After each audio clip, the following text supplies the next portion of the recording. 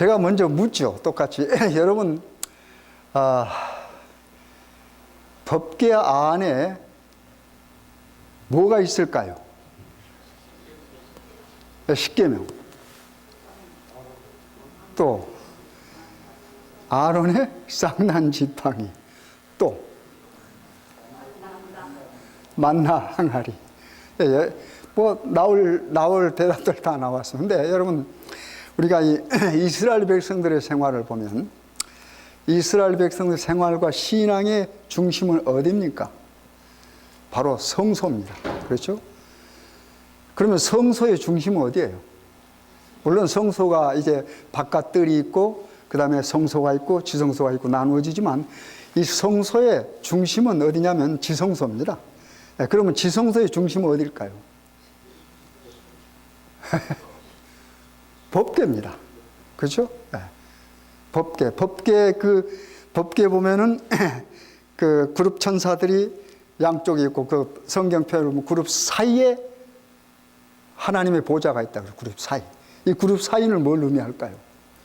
법궤 뚜껑을 의미합니다, 여러분. 그래서 그룹 사이나 법궤 뚜껑이나 하는 말은 같은 말입니다. 그래서 우리 하나님의 보좌가 있고 그 하나님의 보좌에는 빛이 있다고 그래요. 그게 무슨 빛입니까? 하나님의 영광의 빛인데, 쉐키나이 또는 시카이나이 뭐 상관없습니다. 그 하나님의 영광이 있다고 그랬습니다.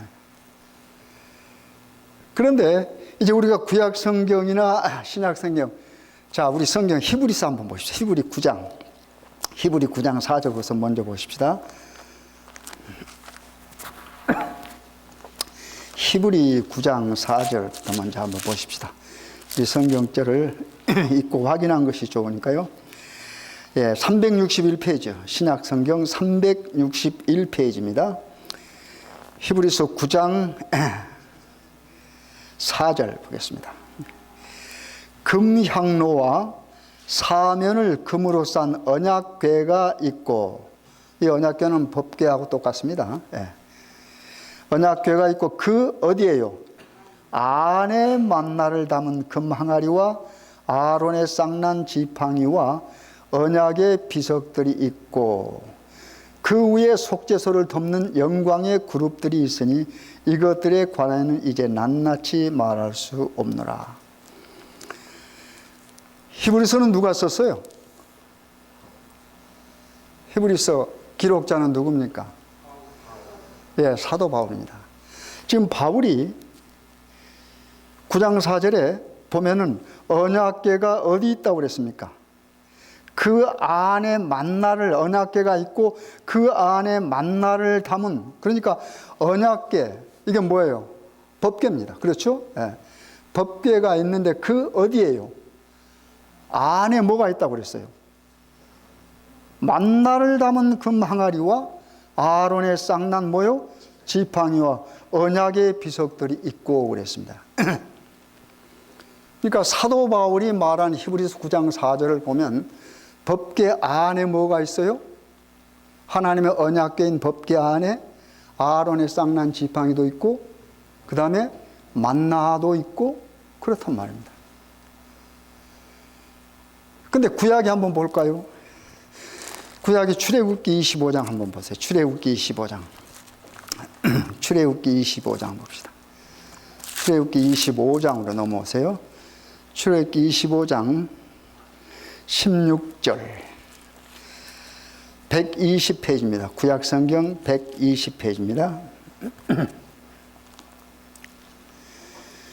구약 성경 120페이지 출애굽기 25장 16절 제가 읽습니다. 내가 내게 줄 증거판을 궤 어디에요? 속에 둘지며, 그 다음에 21절 보세요. 속죄소를 궤 위에 얹고 내가 내게 줄 증거판을 궤 어디에? 이 출애굽기에 분명히 하나님께서 말씀하셨는데 어디에 둔 겁니까? 이거는 속이라고 그랬습니다. 그렇죠? 그러니까 속에 뭐가 있는 겁니까? 증거. 그러니까 하나님의 법궤 속에는 뭐가 있어요? 십계명이 있어요. 십계명이 있고. 그 다음에 또 민수기 17장 4절로 한번 봅시다. 민수기 17장 4절입니다. 225페이지입니다. 225페이지요. 225페이지. 225페이지 민수기 17장 4절부터 보면 돼요. 민수기 17장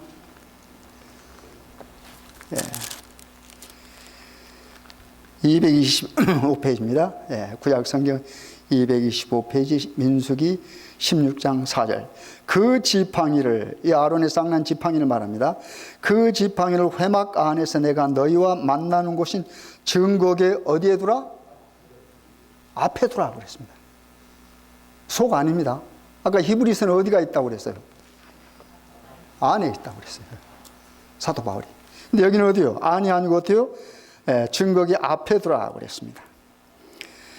그 다음에 108페이지를 한번 보세요. 108페이지.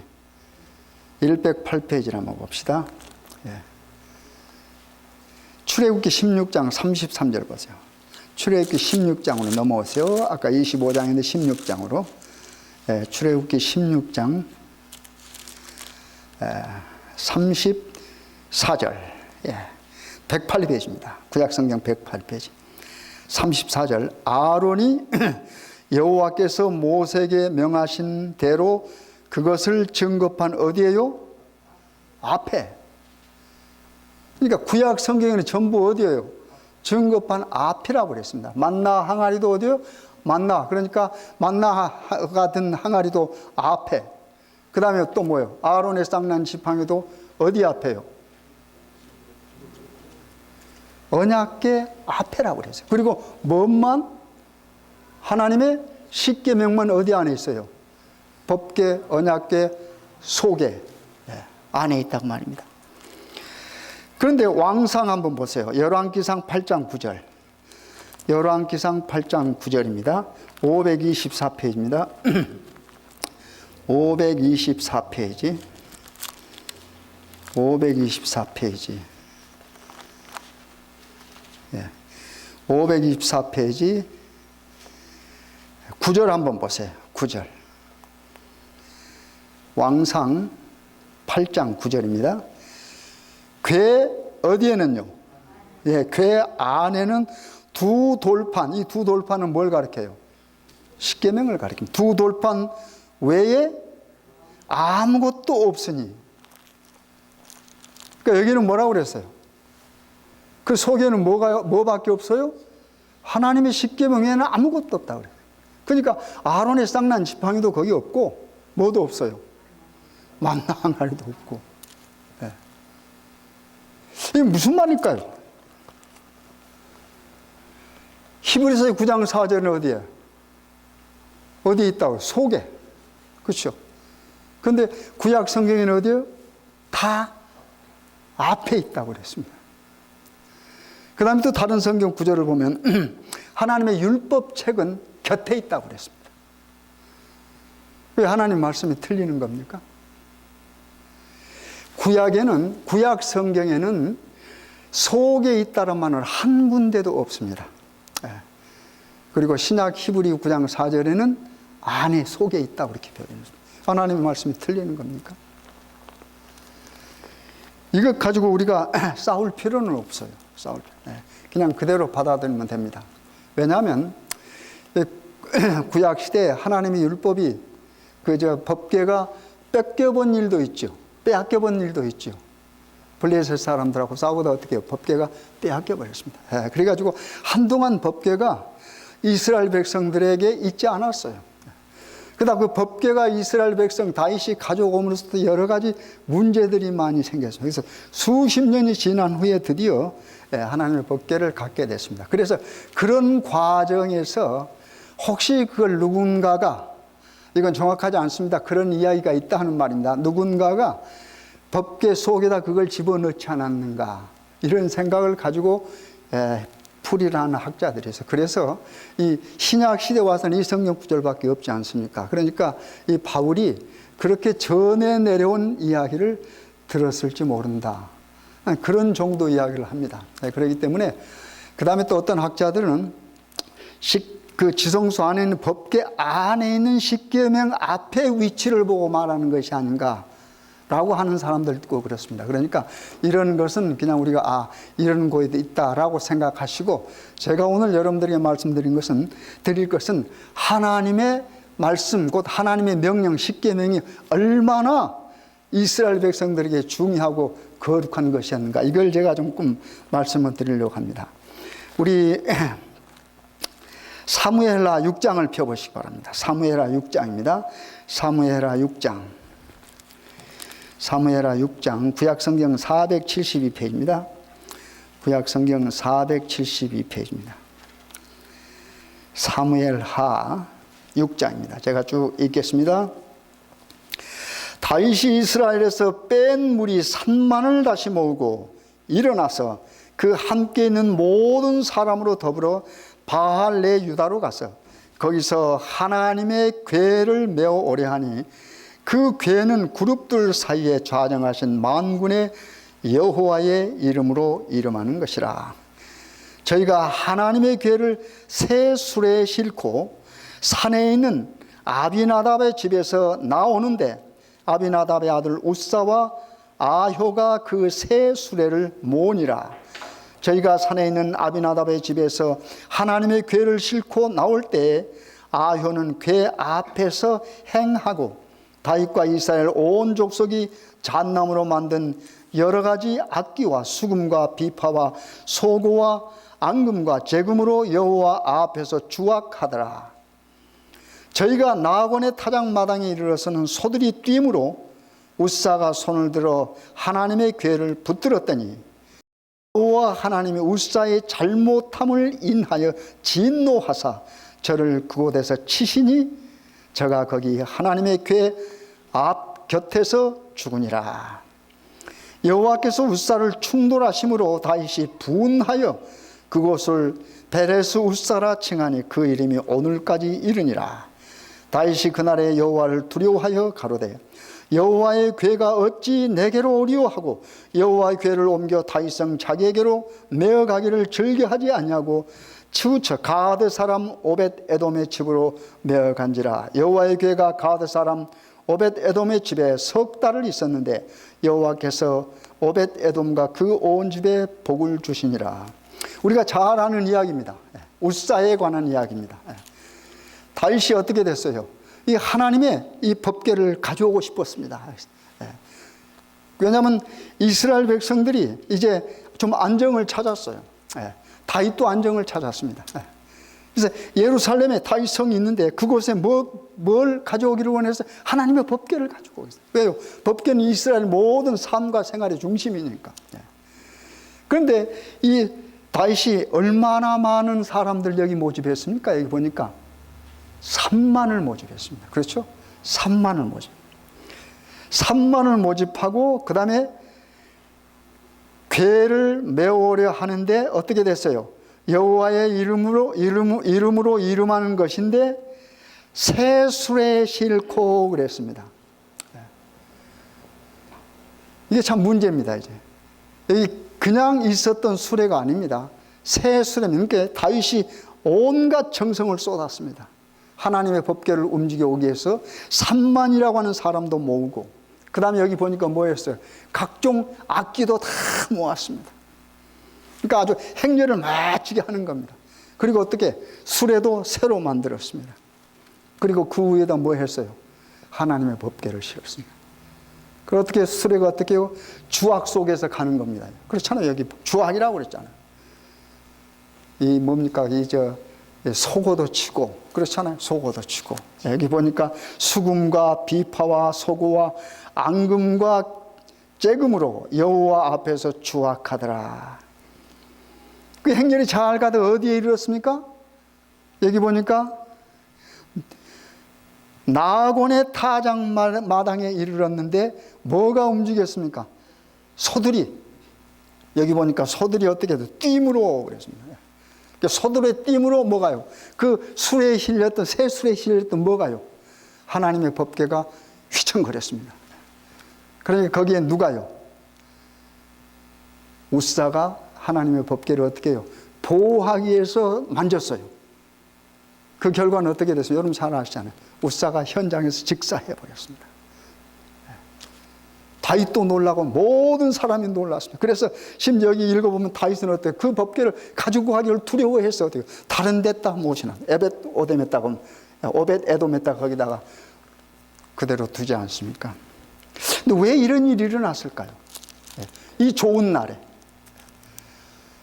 이 다윗도 아름다운 마음을 가졌어요. 하나님의 법궤를 모시고 싶었어요. 그래서 3만이라고 하는 인원을 동원하고 모든 악기들을 동원해가지고 수레도 새로 만들었어요. 새 수레에다 싣고 가는데 왜 이런 일이 일어났을까요? 단서를 우리가 그 웃장에서 찾아볼 수 있습니다. 5장 마지막 부분 한번 보시겠습니다. 사무엘하 5장 여기 보면은 5장 19절 보세요. 471페이지입니다. 사무엘하 5장 19절입니다. 다윗이 여호와께 물어 가로되 내가 블레셋 사람에게로 올라가리까 여호와께서 저희를 내 손에 붙이시겠나이까. 여호와께서 다윗에게 말씀하시되 올라가라 내가 단정코 블레셋 사람을 내 손에 붙이리라 하신지라. 그 다음에 22절 블레셋 사람이 다시 올라와서 르바임 골짜기에 편만한지라.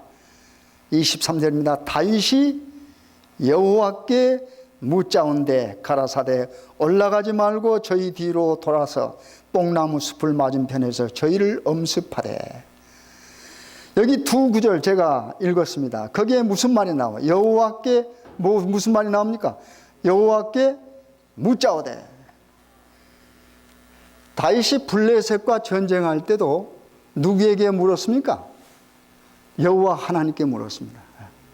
그들을 구원했으니 그들의 구속주예요. 스스로 존재하시는 여호와 하나님입니다.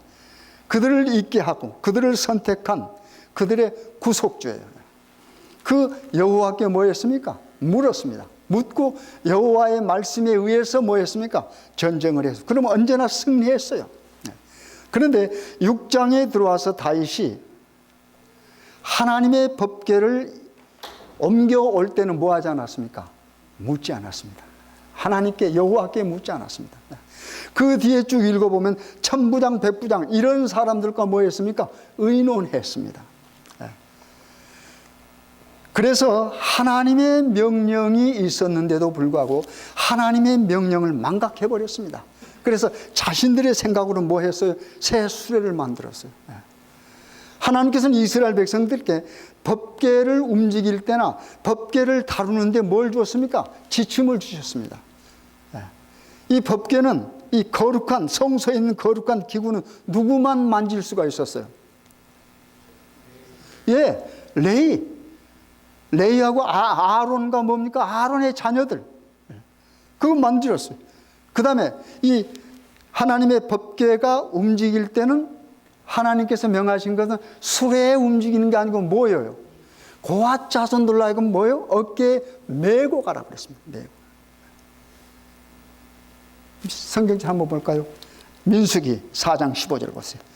민수기 4장 15절입니다. 여기 그대로 접어두시고요. 민수기 4장 15절 보세요. 우리 하나님께서는 모든 방법을 다 미리 제시해 주셨습니다. 4장 15절입니다. 200페이지입니다. 구약성경 200페이지 민수기 4장 15절. 행진할 때 아론과 그 아들들이 성소와 성소의 모든 기구 덮기를 필하거든. 그러니까 움직일 때입니다. 이동할 때 성소에 있는 모든 기구들을 어떻게 해요? 움직일 때 뭐 합니까? 전부 누가요? 아론과 그의 아들들이 뭐 했습니까? 그 기구를 덮습니다. 덮기를 필하거든. 누가요? 고앗 자손이 와서 뭐 할 것이니라? 맬 것이니라. 그러나 성물은 만지지 말지니 죽을까 하노라. 분명히 하나님께서 뭐 했어요? 고앗 자손이 뭐 하라고 그랬습니까? 매기는 하되 뭐 하는 할 수 없어요? 그 성물을 만질 수는 없습니다. 그러니까 하나님께서 분명히 그들이 할 역할들을 말씀해 주셨습니다. 아론과 그 아들도 뭐요? 성물을 뭐 합니까? 다 덮었습니다. 다 덮어요.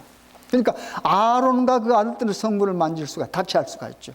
그러나 고앗 자손은 뭐예요? 아론과 아론 자손들이 그걸 다 덮으면 뭐 하는 겁니까? 이제 그들을 할 일은 매는 일입니다. 그렇죠? 이 성물은 수레에 싣고 가지 않았습니다. 여기 읽어보면 어떤 것을 물건을 이동할 때 모세가 각 지파들을 통해서 그 필요한 사람들에게 수레를 나누어 줬습니다. 그러나 고앗 자손에게는 수레를 나누어 주지 않았다고 그랬어요. 왜요? 고앗 자손은 수레의 물건을 옮기지 않습니다. 그들은 성물을 뭐 해요? 메고 갑니다. 메고. 그 일이 고앗 자손에게 주어졌습니다. 그래서 하나님께서 고앗 자손에 주신 것은 뭐 하는 겁니까? 수레에 성물을 싣고 가는 것이 아니고 뭐 하는 겁니까? 그들이 어깨에 메고 가게 됐습니다. 그런데 다윗이 와서 어떻게 됐어요? 그걸 잊어버렸어요. 잊어버렸습니다. 잊어버렸는지 아니면 고의로 했는지 그건 우리가 모르죠. 기록이 없으니까. 좌우지간 다윗은 그 생각을 못했습니다. 그래서 어떻게 해요? 블레셋 사람들이 그들에게 보내올 때 수레에 법궤를 실어서 보내왔어요. 그러니까 다윗은 그 수레를 쓰지 않고 어떻게 했습니까? 새 수레를 만들어 가지고 어떻게 했어요? 거기다가 하나님의 법궤를 싣고 3만 명이 있고 그 다음에 모든 악기를 동원해서 거창하게 어떻게 해요? 행렬을 해서 법궤를 말하자면 모시고 가는 겁니다. 그렇잖아요. 그런데 어떻게 됐어요? 갑자기 소가 뛰었습니다. 움직였습니다. 무엇 때문에 그런지 모르죠. 소가 어떻게 됐어요? 움직였어요. 그래서 어떻게 하나님의 법궤가 쓰러지려고 하는 그런 상황이 됐을 땐 얼마나 좋은 의도입니까? 그렇잖아요. 누가요? 우사가 어떻게 해요? 이름도 좋아. 우사가 으싸하고 받은 것 같아. 우사가 어떻게 손을 만졌어요. 하나님의 법궤를 떨어지지 않도록. 얼마나 갸륵합니까? 그렇잖아요. 아무나 할 수 없지요. 그렇잖아요. 그 순간에. 그런데 어떻게 돼요? 즉사해버렸습니다. 왜 그랬을까요? 억울한 겁니까? 우리 인간적으로 보면 우사 얼마나 억울하겠습니까? 그렇잖아요. 그리고 옆에 있는 다윗도 그렇고 어떻게 해요? 다윗이 여기 화가 났다고 그랬습니다. 화가 났다고 했어요. 그 아름다운 순간, 그 좋은 마음으로 하나님의 법궤를 이동하려고 한 그 모든 사람들 얼마나 기뻤겠습니까? 그렇잖아요. 후에 보면 다윗이 그 하나님의 법궤가 들어올 때 너무 좋아서 뭐 했습니까? 춤을 췄습니다. 어린아이처럼 춤을. 그걸 그 부인 누가요? 미갈이 보고 뭐 하라고 그랬습니까? 경망스럽다고 그랬죠. 그럴 정도로 다윗은 하나님의 법궤를 사랑하고 그 법궤를 옮겨오는 것을 좋아했습니다. 그런데 어떻게 돼요? 이런 일이 일어났어요. 하나님의 법궤를 옮겨오는 그 아름다운 순간, 기쁘고 환희에 찬 순간에 사람이 죽어버렸습니다. 무슨 교훈을 주는 겁니까? 하나님의 명령은 추호도 우리가 뭐 해요? 어겨서는 안 됩니다. 하나님의 명령을 추호도 우리가 경히 여겨서는 안 됩니다, 여러분. 여러분 가만히 한번 생각해 보십시오. 내가 신앙생활 하면서 하나님의 말씀을 혹 이렇게 경히 여기지 않는가? 어떤 의도에서는 하나님의 법궤를 보호하려고 한 행동입니다. 그렇잖아요. 내 생각으로 하나님의 법궤를 보호해야겠다는 생각이 들었는데 그 생각, 어떻게 보면 갸륵하고 숭고한 생각인데 하나님의 무엇과는요? 하나님의 명령과는 뭐예요? 어긋나는 거란 말입니다. 여러분, 우리가 하나님의 명령을 지키고 순종해 가는 데는 이게 굉장한 교훈을 주는 겁니다, 여러분. 내가 아무리 좋은 의도로 어떠한 하나님에 관한 일을 한다 할지라도 그것이 하나님께서 명하신 일이 또는 하나님께서 명하신 일과 다른 어떤 것이라고 하면 뭐예요? 우리는 죽습니다. 그렇잖아요. 죽습니다. 어떻게 보면 억울할지도 모르죠. 그렇잖아요. 죽습니다.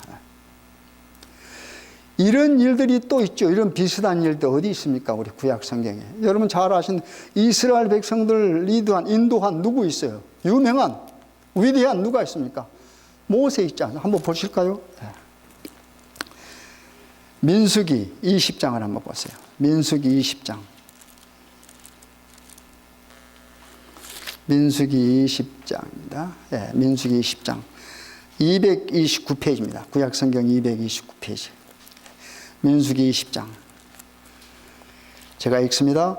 정월에 이스라엘 자손 곧 온 회중이 신광야에 이르러서 백성이 가데스에 거하더니 미리암이 거기서 죽음에 거기 장사하니라. 회중이 물이 없으므로 모여서 모세와 아론을 공박하니라. 백성이 모세와 다투어 말하여 가로되 우리 형제들이 여호와 앞에서 죽을 때 우리도 죽었다면 좋을 뻔하였도다. 너희가 어찌하여 여호와의 총애를 이 광야로 인도하여 올려서 우리와 우리 짐승으로 다 여기서 죽게 하느냐? 너희가 어찌하여 우리를 애굽에서 나오게 하여 이 악한 곳으로 인도하였느냐? 이곳에는 파종할 곳이 없고 무화과도 없고 포도도 없고 석류도 없고 마실 물도 없도다. 모세와 아론이 종의 앞을 떠나 회막에 이르러 엎드리매 여호와의 영광이 그들에게 나타나며 여호와께서 모세에게 일러 가라사대 지팡이를 가지고 내 형 아론과 함께 회중을 모으고 그들의 목전에서 너희는 반석에게 명하여 물을 내라 하라. 내가 그 반석으로 물을 내게 하여 회중과 그들의 짐승에게 마시울지니라. 모세가 그 명대로 여호와의 앞에 지팡이를 취하니라. 모세와 아론이 총회를 그 반석 앞에 모으고 모세가 그들에게 이르되 패역한 너희여 들으라. 우리가 너희를 위하여 이 반석에서 물을 내려 하고 그 손을 들어 그 지팡이로 반석을 2번 치매 물이 많이 솟아나므로 회중과 그들의 짐승이 마시니라. 여호와께서 모세와 아론에게 이르시되 너희가 나를 믿지 아니하고 이스라엘 자손의 목전에서 나의 거룩함을 나타내지 아니한 고로 너희는 이 총회를 내가 그들에게 준 땅으로 인도하여 드리지 못하리라 하시니라. 이스라엘 자손이 여호와와 다투었으므로 이를 무리바 무리라 하니라. 여호와께서 그들 중에서 그 거룩함을 나타내셨더라. 이 끝부분 보면 거룩함을 나타내지 못했다 하고 그 다음에 모세와 아론을 가나안 땅에 들어가지 못하게 하면서 우리 하나님께서 그의 거룩함을 나타냈다라는 표현이 있습니다. 여러분. 굉장히 중요한 이야기입니다. 여러분 잘 아시잖아요. 이스라엘 백성들을 하나님께서 인도했습니다. 그렇죠? 근데 지금 여기 어떤 순간입니까? 이제 가나안 병이 다 왔어요. 가나안. 이제 조금만 가면 뭡니까? 약속의 땅 가나안 땅.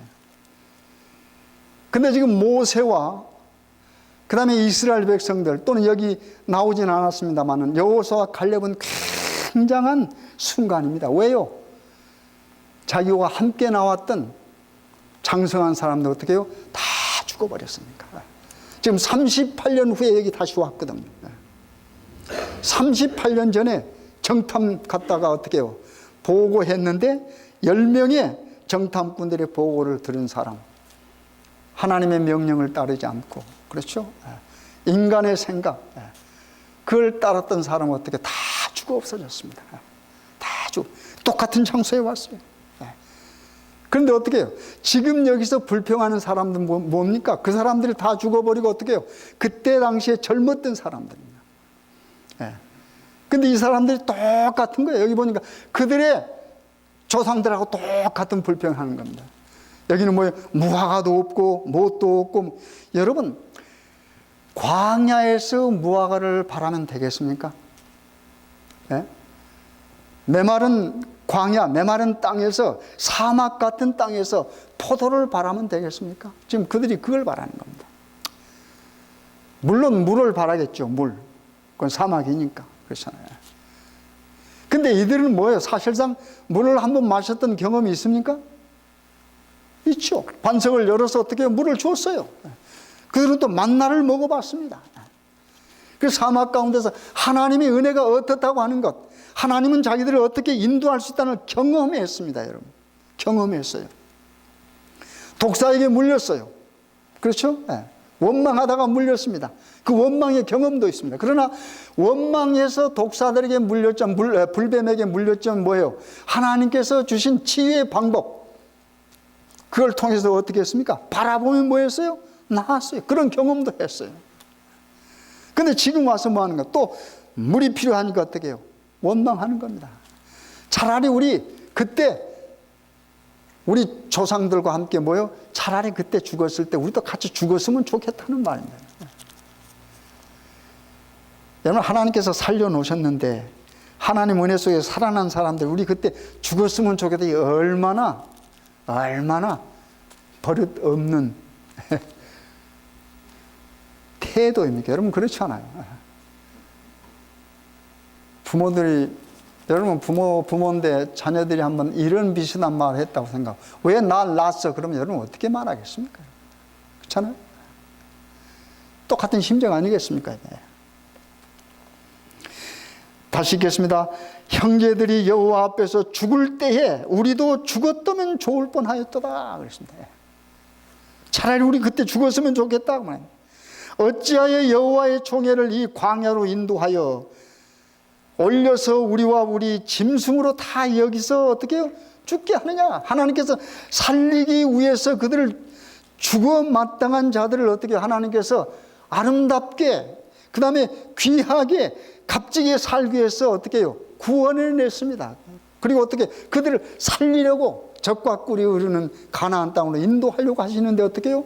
우리를 여기 와서 죽게 하느냐 이 말이에요. 얼마나 하나님께서 정말로 노할 수 있는 그런 불평입니까?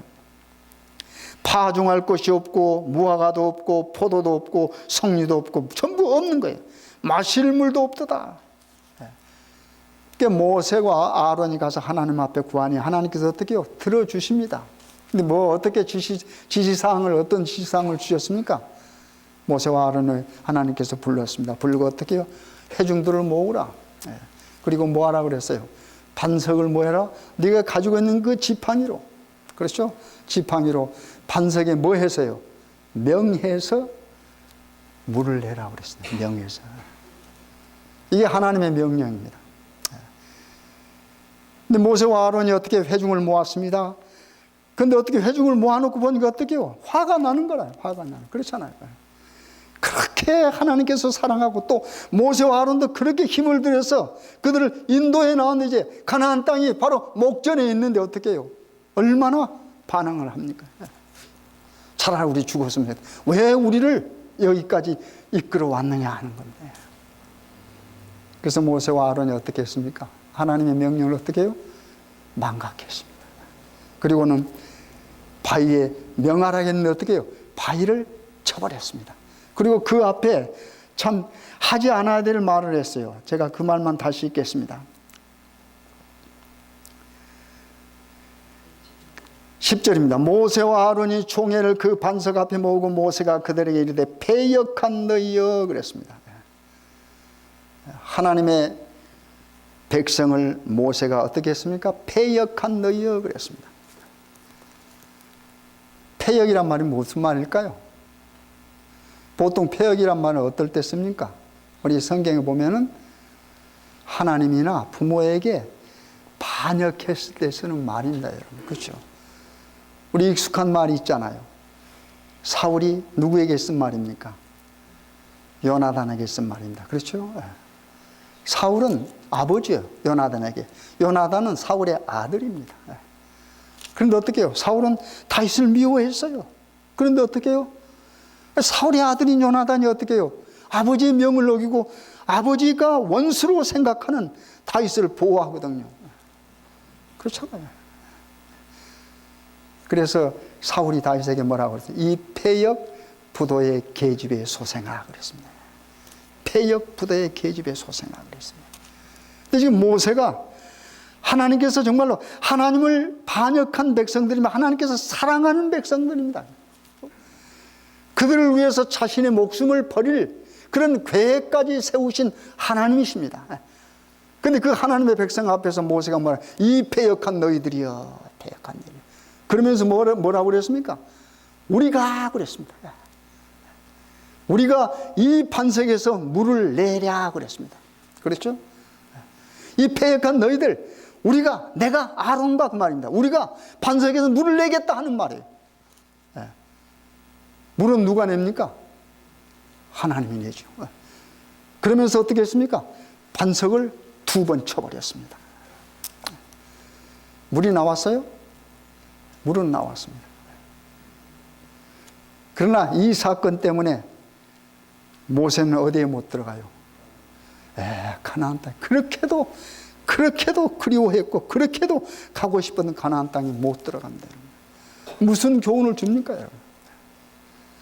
우리가 아무리 하나님께 충성하고 정말 평생을 하나님을 위해서 바쳤다 한다 할지라도 결정적인 순간에 하나님의 명령에 불순종하면 어떻게 됩니까? 하나님의 명령을 어겼어요. 근데 여기 하나님의 명령을 어긴 것을 뭐라고 표현했습니까? 하나님의 거룩함에 먹칠한 것이란 말입니다. 사실 말했어요. 하나님의 거룩함을 드러내지 못했어요. 모세는 그 어려운 순간에 이스라엘 백성들이 하나님의 거룩한 그 하나님의 거룩함을 드러내야 되는데 어떻게 해요? 하나님의 거룩함을 드러내지 못했어요.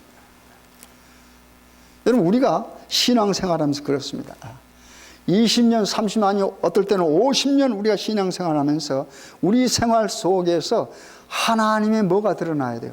영광이 드러나야 돼요. 다시 말해서 하나님의 거룩함이 드러나야 됩니다. 그렇잖아요.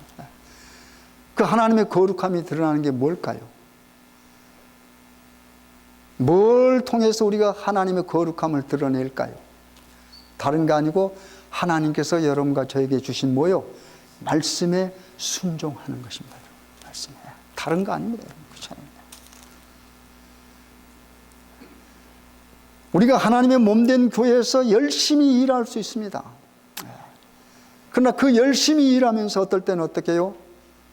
하나님의 명령 관계없이 내가 생각해서 내 뜻대로 행할 때 그것이 아무리 훌륭한 일이라 할지라도 그것은 하나님의 거룩함을 드러내지 못하는 것이라 말입니다. 그래서 하나님의 거룩함을 드러내지 못하고 어떨 때는 내 거룩함을 드러낼 때 그 내 거룩함을 드러낸 끝은 뭡니까? 죽음입니다. 여러분, 하나님께서 모세로 하여금 너 가나안 땅에 못 들어간다는 말은 너는 죽는다는 말입니다. 그렇잖아요. 너는 죽는다는 말입니다. 만약에 여러분과 저도 마찬가지입니다.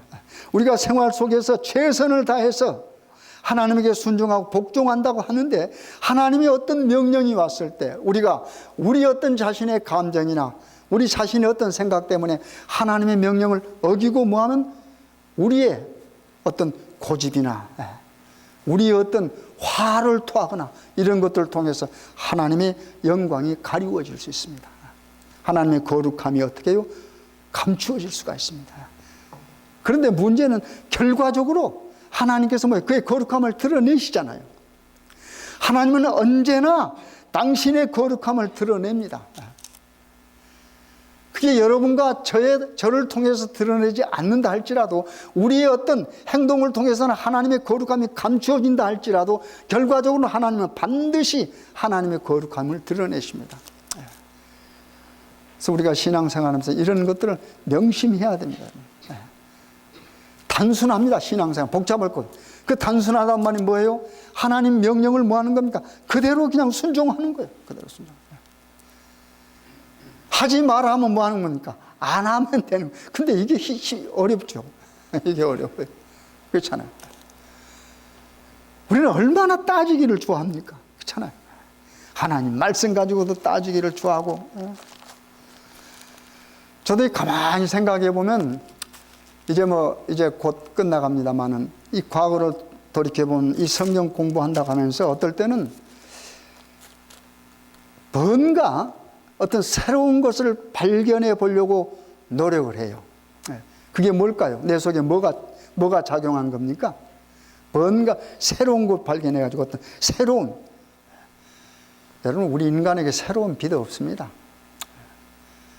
하나님에게 있는 빛이 드러나지 않는 빛이 드러나는 것이죠. 그렇잖아요. 우리 하나님 말씀 창세기부터 계시록까지 그 누구든지 보면은 하나님 말씀에 무조건 순종하는 사람은 살았어요. 그러나 하나님 말씀을 조금이라도 자신의 생각을 덧붙여서 덧입혀서 살아간 사람은 실패했습니다.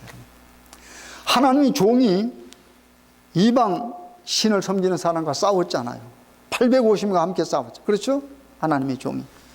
그런데 그 승리를 경험하고도 어떻게 했습니까? 바로 그날 이세벨이 뭐예요? 죽여버린다 그러니 어떻게 해요? 놀래가지고 주랭랑 났잖아요. 이게 우리 인간이에요, 여러분.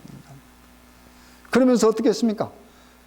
그늘 아래서 어떻게 해요? 하나님 나 좀 죽여주십시오 하는 거예요. 이게 우리 인간이에요. 그렇잖아요.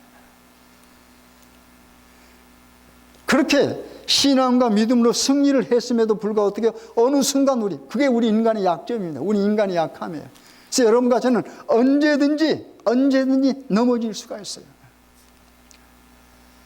근데 우리 인간이 넘어지는 것은 그렇게 큰 문제가 아닙니다. 무하지 않은 것이 큰 문제예요. 다시 일어나지 않는 거예요. 일어나지 않는. 하나님은 언제든지 오픈하고, 언제든지 마음, 가슴을 열고, 언제든지 뭐예요? 하나님 명령은 오라 이겁니다. 오라 이겁니다. 그래서 우리는 뭐 하면 돼요? 어떠한 순간에든지 하나님의 말씀을 그대로 믿고 뭐 하는 겁니까? 돌아가면 되는 겁니다. 그렇잖아요. 그리고 어떠한 하나님의 말씀이 우리들에게 왔다 할지라도 어떻게 우리는 그 말씀을 뭐 하는 거? 부여잡고 사는 거예요. 부여잡고. 그대로. 요즘은 얼마나 우리가 미국이나 한국이나 얼마나 우리 인간이 그렇게까지 될 수 있다라고 하는 것을 새삼스럽게 느끼잖아요.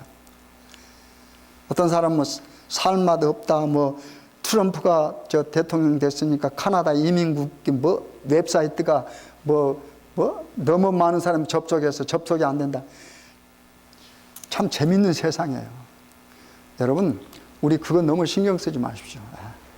저도 신경 안 쓰려고 해도 신경이 써집니다만 뭐해요? 우리는 하나님께서 역사하십니다. 그리고 또 이런 일을 통해서 말세가 되고 어쩌고 너무 거기에 흥분하지 마십시오. 우리가 어떤 사건을 통해서 하나님의 말씀을 보면 또 실망하고 실패합니다. 사건은 언제나 뭐해요? 일어날 수 있습니다. 우리는 사건을 보지 않냐고 하나님의 말씀을 통해서 사건을 바라보면 우리가 컨트롤 될 수 있습니다. 요즘도 보니까 한국이나 이런 일을 통해 가지고 또 이런 것들을 화이트분의 말씀과 연결해서 쭉 이야기들을 하더라고요. 물론 그것도 필요합니다. 그러나 가장 중요한 것은 우리가 억지로 사건의 말씀을 맞추려고 하면 문제가 생깁니다. 말씀은 사건에 따라서 변하는 게 아니고 말씀은 뭐 하는 겁니까? 옛날부터 지금까지 말씀은 변하지 않습니다. 진리는 변하지 않습니다. 변하지 않기 때문에 진리요.